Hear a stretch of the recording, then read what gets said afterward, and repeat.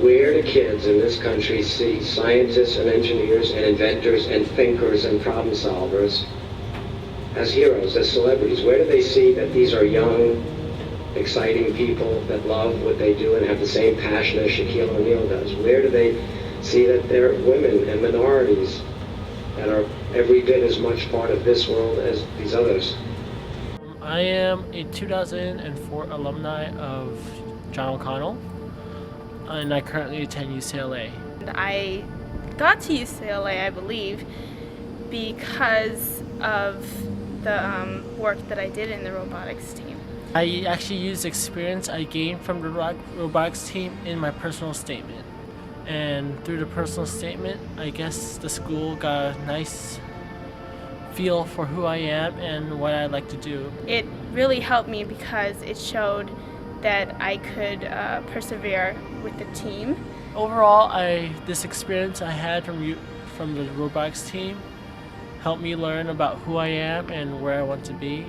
I guess that's why I come back every year just to see if the team is still going. From John O'Connell High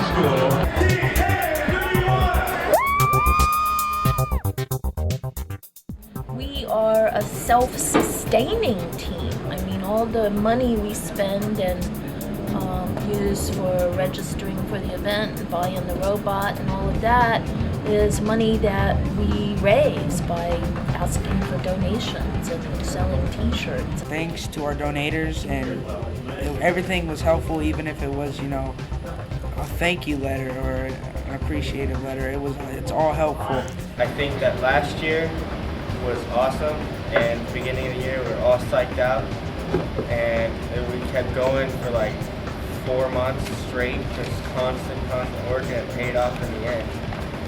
And towards the end, we all started getting a little tired of all that constant work.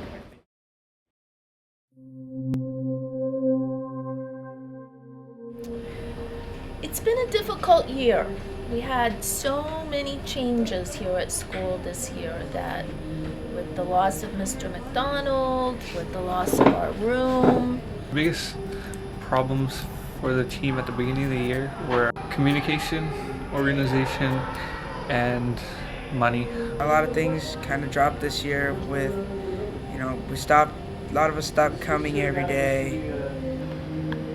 I'm really worried. I'm really, really worried right now because Nate's not here. You don't have the class that's really focusing you on how to get all of this stuff done. It's not just about the robot. It's going to have to be everyone sitting in this room right now to take ownership of issues and make things happen. I want the robotics team to survive. I don't want it to just die because people aren't coming or anything. I think the problem was just at the beginning of the year, nobody really knew how to start. And we ended up sort of spinning our wheels a lot and wasting a lot of time and not being real productive. When David came on board, we started getting a little more organized. David Calkins is a professor at San Francisco State, and he organizes a lot of robotics events. Around it? Okay. As much as you can. Obviously it should be, we should compete in FIRST, but my concern with FIRST as always is that it's a 6-week project, in terms of the build, right? And so it's hard to get anybody motivated for 6 months and keep them motivated for 6 months when you're just waiting for the starting money, right? For one event. Yeah, for one event. So my thoughts is that we're doing a combat show in San Francisco November 13th, which is 8 weeks. I waive all the fees. You go to Fort Mason, you compete November 12th and 13th, which does multiple different things. Number one, it's starting to build the team. So you've got a project to do in advance of FIRST.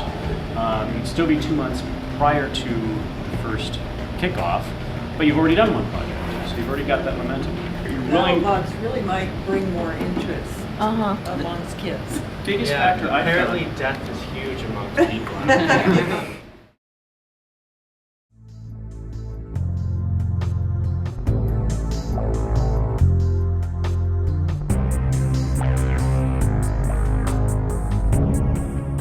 For Combots, we worked at San Francisco State University in a welding room for a wheelchair club.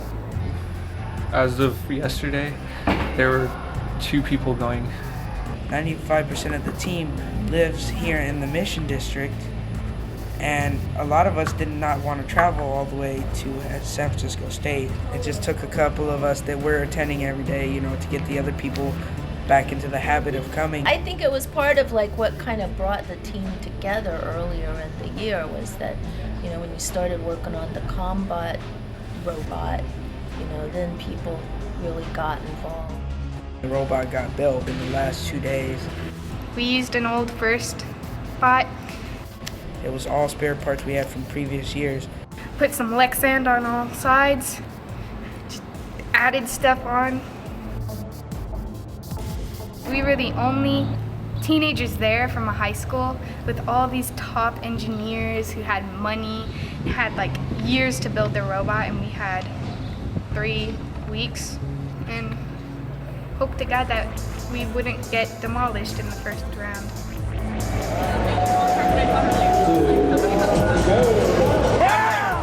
Combots is Combots. I mean, the name says it all. It's combat robots. Our first one, we did pretty good. We got beat by Speed Bump.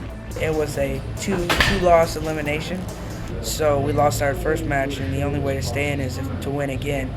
And we got lucky and we won because we could outpush the robot. And then we went up against Delora 2 and Piranha 2. That was the other one. Yeah. Enoch, a very highly attractive robot.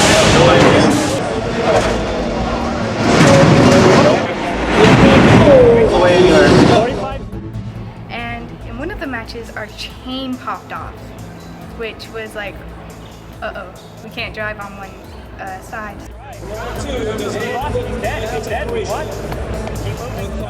Our gearboxes were pulling out 5 horsepower, and we're able to push the other robot and blow out its motors. 10, 9,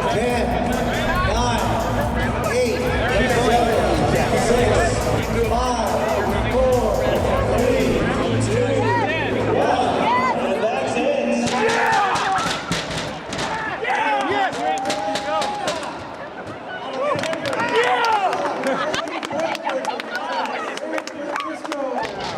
Oh my God! I feel so good to win. Right on, Richard. I didn't win. We did it. Yeah, we did. And we won 2 matches and we lost 2 matches. Winning 4th place out of like 10 or 8 competitors was pretty good. We're ranked 37th out of 300 teams in the world or something like that.